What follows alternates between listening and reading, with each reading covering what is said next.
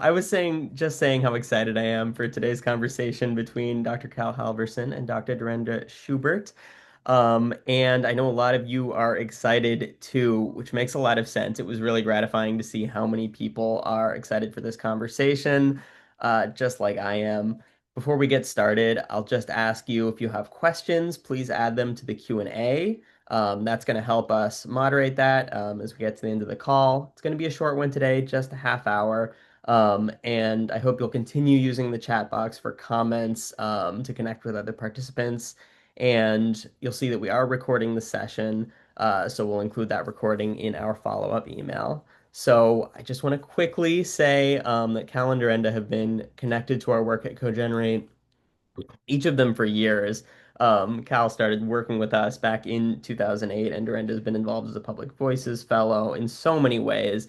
And this book really feels like such an important part of what we talk about when we talk about cogeneration. So I don't want to extend this any further before passing it over to the two of them to get this conversation started. Well, thank you so much, Duncan. It's a real pleasure to be here, and I'm so excited to be here with Dr. Derenda Schubert.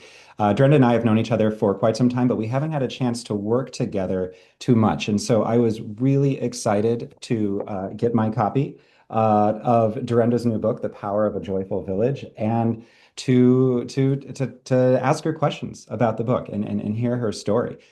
So I'm just going to jump right in, if that's okay with you, That Derenda. sounds great, Cal. And I'm so excited to be here too. Look at my smile. It's so huge. yeah, I'm so excited to be here. even in the planning for this call, I mean, we could talk for hours about this subject. Hours. And Yeah. so, one of the things that attracted me to the work that you've been doing over the years is I was personally brought into the profession of social work because of my family's own experience with foster care and adoption, and my own very strong relationships, not only with my grandparents, but with a lot of older people who have served as mentors to me over my lifetime. And so so that's what's drawn me to your work over the years. And so, looking at your book, even in the foreword of your book, you tell a story of your time as a psychologist when you met a boy who was in the foster care system. You called him Troy in the book, and his foster mom, Joy. You also have led Bridge Meadows, an intergenerational community supporting children in foster care for 20 years as a board member and CEO. So, could you talk a little about your career and how it inspired you to write this book? Thanks so much for that, Cal. And thanks to your family for what they've done for youth who've experienced foster care and made them part of your family. That's a beautiful story. Yes, so I have this beautiful Venn diagram of growing up intergenerationally with my grandmas and aunts, and just thinking it was normal. I thought everybody had grandmas and aunts and cousins all around. And then I went to work as a psychologist and was so struck by this family that had created this village around them, and that this woman, she had been a foster parent for years. She had dozens of youth who had experienced this beautiful village that she created. And this child who I met, Troy, he had a pretty hard, rough beginning of his life, but then he just got scooped up by Joy's Village. And this is why the book is called that.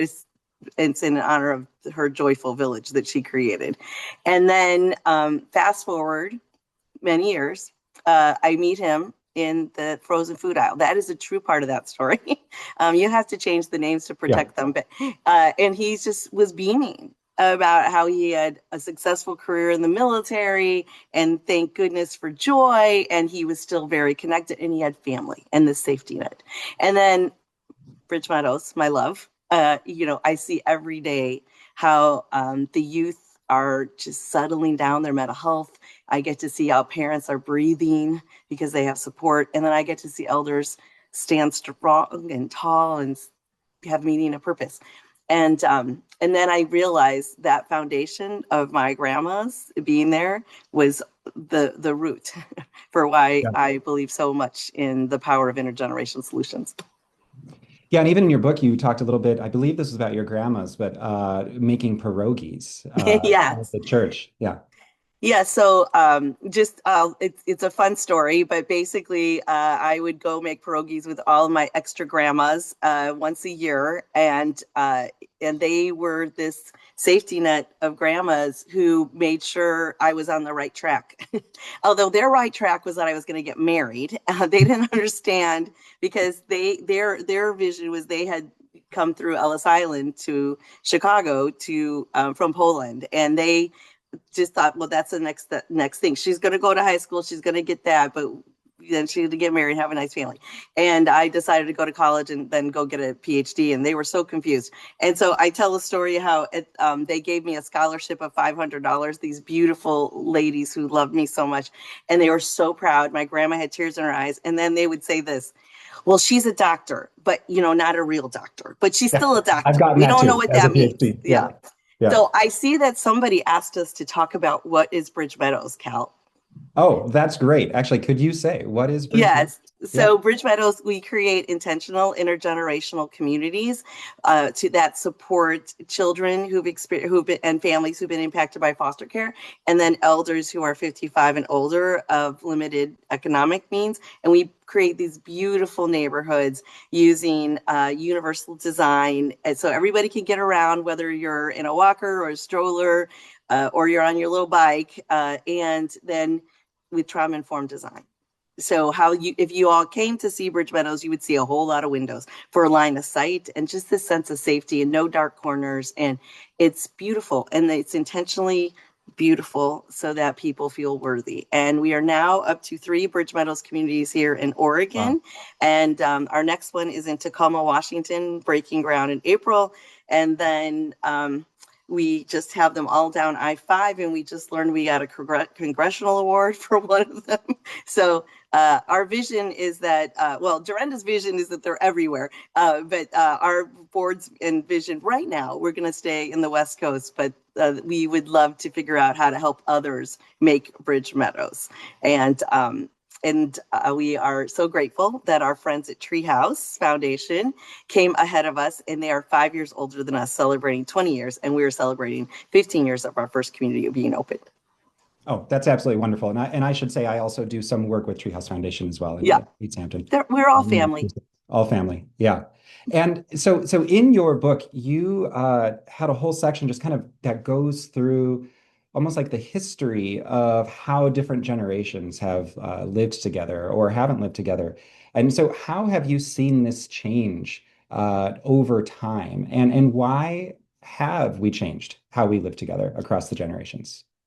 So many cultures around the world and around the block live intergenerationally just naturally. It's part of the family's DNA. It's part of the family's culture. So we want to acknowledge that exists, and that is what we all should be looking to as our inspiration for those of us in our country who've not lived intergenerationally and connected to one another. But so we used to live that way for health and well-being and economic well-being.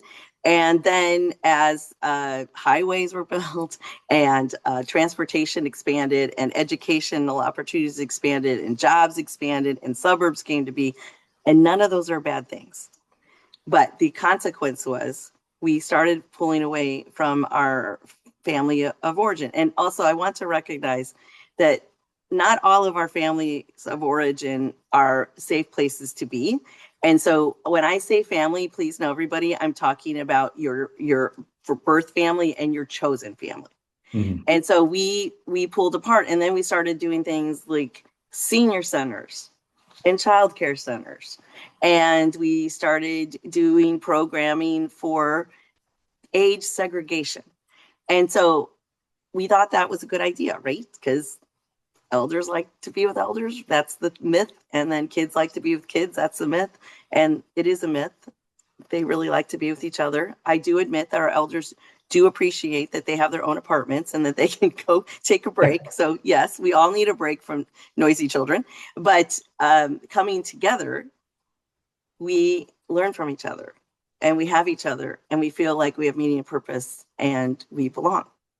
And Mark shared, I know Mark is on this call. Mark shared with me this grandmother effect, grandmother hypothesis, where grandmothers are the reason that some communities go on because the grandmas take care of the babies so that the mom can have more children, and so that the community grows and grows.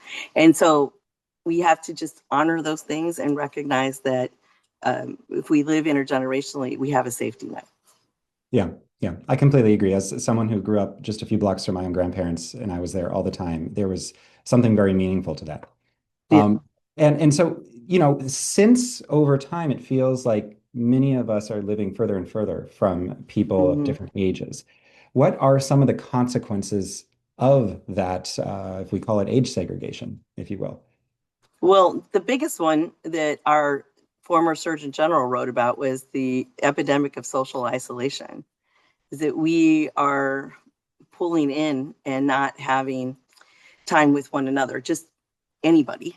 We're more likely to pull in and not go out. And we can all know that the pandemic contributed to that. And what's happening is the children's mental health is increasing. As a psychologist, these numbers of the amount of child mental health needs, they're huge. Like, they're beyond any numbers that any of us psychologists have ever seen before.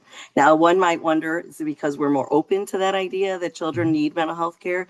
Yep, that's surely a factor. However, I think there are the folks with the advent of social media and trying to navigate that as a parent for your children, and your children trying to navigate that and their social life, we're ending up in a lot of social isolation. So that's one of the factors.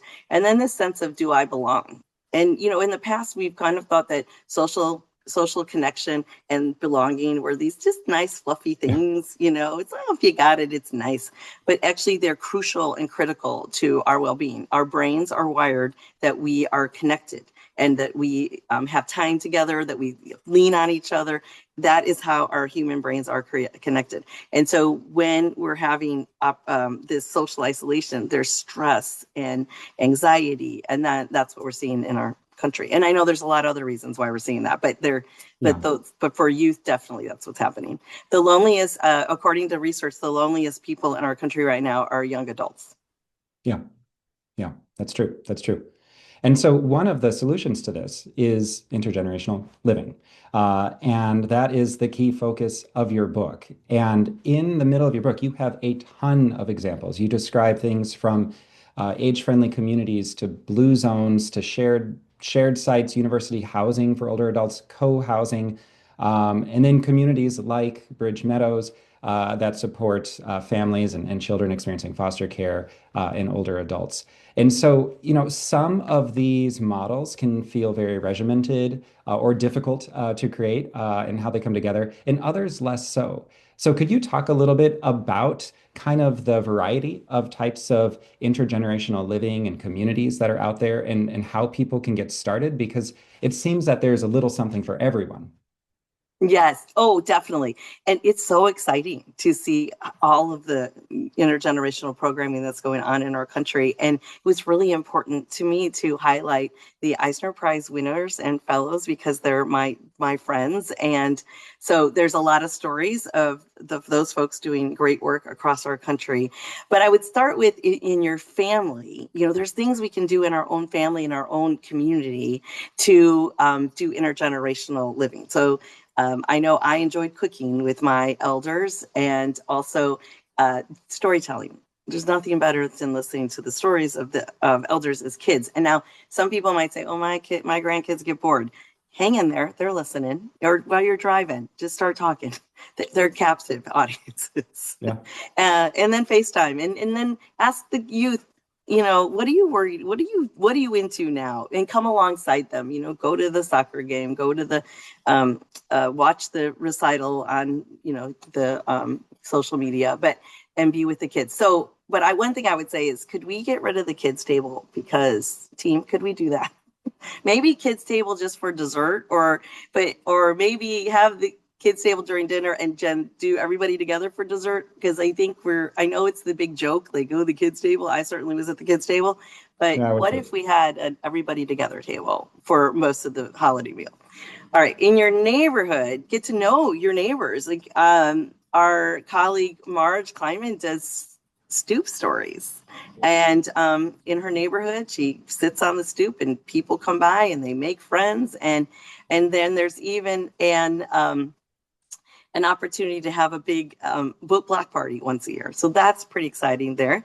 And then there's been examples of like St. Anne's in Milwaukee, Wisconsin for 30 plus years. They have been doing childcare and elder care adjacent to each other. And then during the day, they come together and the kids have elder friends and the elders are helping with homework. And and how nice it is as a parent that you're dropping your child off to a place that has so much love and care, and you're only not only helping your child, but you're contributing to meaning and purpose for elders. And as time goes on, and there's the sandwich generation, I'm certainly one of those people. You have an elder who needs care, and you have a child that needs care. How nice to go one place. You reduce stress. And then, then in communities, I think about how do we want our communities to look in order to naturally have different age groups come together. And so often there's a park being designed, right, in our neighborhoods. So comment on how you want the park to be wide enough for strollers and walkers and rollerblades and bikes so that people can be together. Have benches so people can sit, and not benches like, a football field apart, closer together. And have line of sight so that parents can sit and engage in conversation with their neighbors and watch the kids at the same time. So I think about if we put on intergenerational glasses and think about solutions that are like when you're doing something either in your own life or in your neighborhood or in your family or in your community, we'll start to pour in this natural occurring antidote for social isolation and division in our country. Yeah, thank you. Well, and for my final question before we go to kind of Q&A with the participants is, and you started to touch on this, but how do we go about encouraging intergenerational communities and living? Like, what steps would you recommend taking from seemingly small ones to quite large ones? Because, on today's webinar, we have people just in their communities who might want to start something. We might have nonprofit leaders, policymakers. Like, what would you recommend that we do? Well, it first starts with awareness. That's 75% of solving the problem, right? Is you are aware that, oh yeah, I'm looking around. My friends are all the same age as me. Perhaps I should find a way to engage with people who are different ages than me. Join a dance class, join a class. And so I know I talk a lot about elders and kids, but I also want to emphasize elders and young people. And I say elders because that's what the elders of Bridge Meadows told me to call them. And so I listen. And I think so. Start with awareness. Talk to somebody a different age of yourself. These are very low bar things. Learn about what's going on. What's the challenges for people who are different ages than you? Right now, our elders are worried about Social Security. You're in your 20s, and what's that about? Learn about that. You're in your 60s and AI is a thing. Well, learn about that from somebody who's talented about that and maybe younger than you. So look for these ways to broaden your own circle to be more intergenerational. That's the low bar. And then I truly say, if you want to live that way, there are plenty of places around the country that are doing shared sites where youth are welcomed into senior living communities. We have that at Judson Manor in Ohio, where the youth of the conservatory provide a concert every month. But what I love now is the elders and the students are coming together to do a concert. How beautiful is that? And then if you are into music and you're in the LA area, there's the Intergenerational Symphony. So I think it's first, Cal, the basic thing I would say is put on the intergenerational glasses, look around your life and say, how could I do that with people different than my own age? Yeah, yeah. Well, the music comment you said at the end also reminded me, even as a kid, when I played piano, I didn't give my recitals at random places. My piano teacher and I worked together with my grandmother, and I gave my recitals at the local retirement communities because That's beautiful. then people came to the recitals who actually wanted to come. So that was Yes. yeah. Oh, that's beautiful. And if you really want to find a specific program, our friends at Generations United for decades have been collecting information about intergenerational programming across our country. So it's a beautiful website to give a try. Wonderful. And what like, this has gone fast. I'm going to pass it back over to Duncan to help with Q&A. Thank you so much, Cal.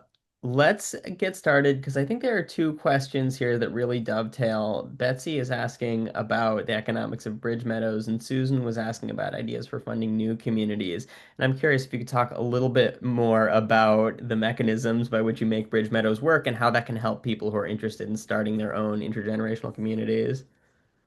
So I'm going to start at a very high level because it's a deeper dive discussion and invite folks. We have a quarterly info session at Bridge Meadows called Bridge Meadows 101, and you are welcome to come to that. And I talk more deeply, but basically to build them, we seek public financing for low-income housing tax credits, and then municipalities usually have money, and the states have money, and it's a mosaic. Actually, it's called a stack in the world of finance, but I call it a mosaic because some pieces are this big and some pieces are this much money, and so it's a public money, and then we get some philanthropy and we build them. And I make that sound really simple, and it's incredibly complex. So come on over, and we'll tell you a little bit more deeper dive.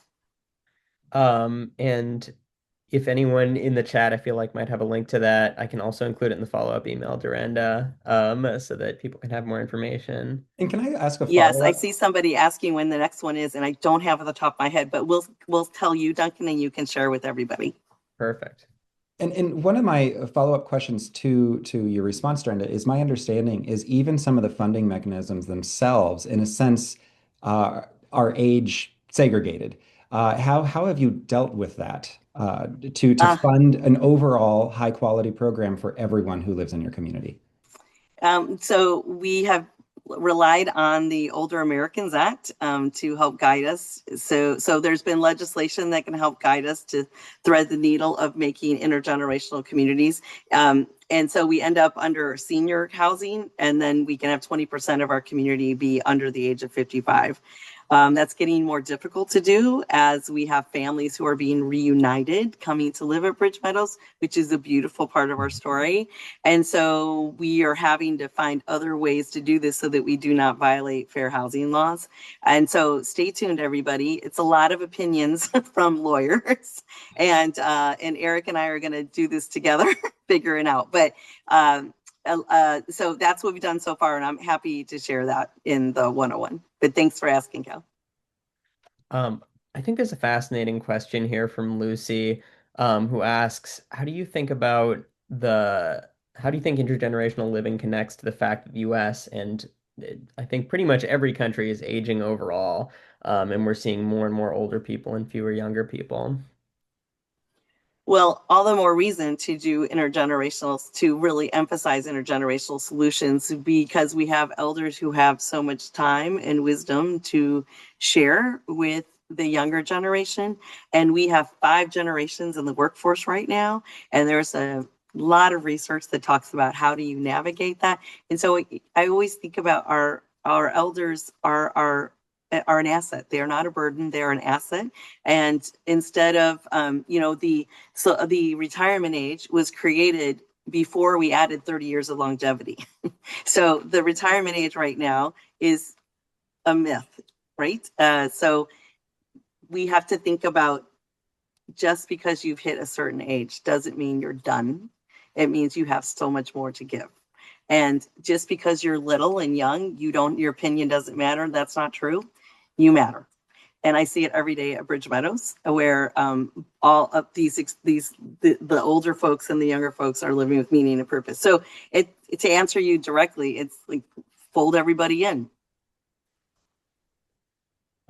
We've got a couple of questions here about just best practices. What are the must-dos when it comes to intergenerational living? And I'm curious if you have anything you've learned from Bridge Meadows or the other programs and things you've observed out in the world that really make these communities successful. The must be is that there are community agreements where everybody understands that everybody matters, and we are here to support one another.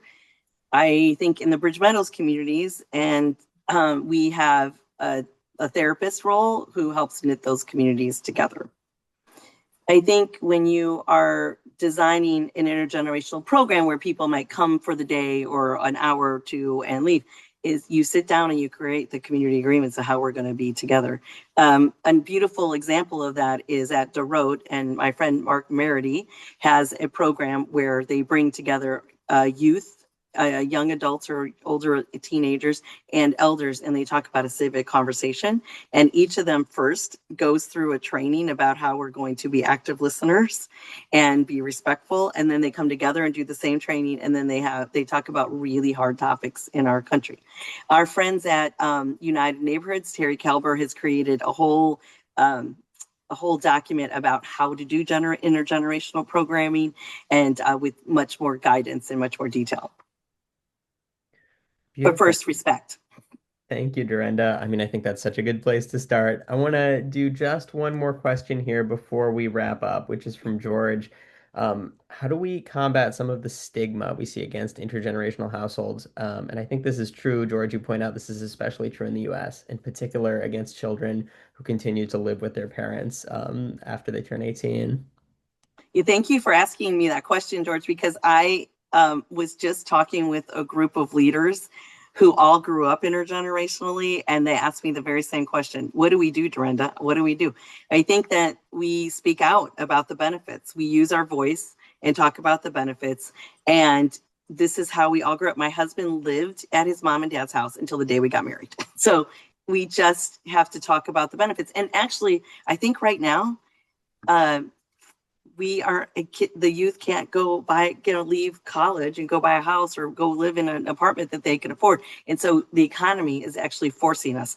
We saw bumps in intergenerational living during the recession and during the pandemic, and they've continued in the trend has continued in coming to live together after the pandemic. And so, George, what I'm going to say to you is we all are ambassadors for the power of intergenerational living, and we have to use our voice. And after a while, people are going to be jealous that they don't have what we have, because I also live intergenerationally right now. But I truly, I don't mean to be silly, but please, it's our voice. That is it's going to take, and our story. Thank you so much, Dorinda, and thank you so much, Cal, for being the perfect conversation partner. I just launched a poll here asking if this session inspired you to include more older and younger people in your life. Before you go, I want to make sure everyone knows that the name of Dorinda's book is The Power of a Joyful Village: How Intergenerational Solutions and Age-Friendly Communities Can Heal Us All. Antoinette just put a link to the bookshop.org profile. Cal is holding it up. I will also include here. I've got links at Barnes& and Noble and Amazon, and we'll include all of that in our follow-up email too. So thank you one more time, and thank you to everyone who came to join us today. And I hope you have a great rest of your day. Thank you, everybody, for being here and what you're doing every day. Thank you.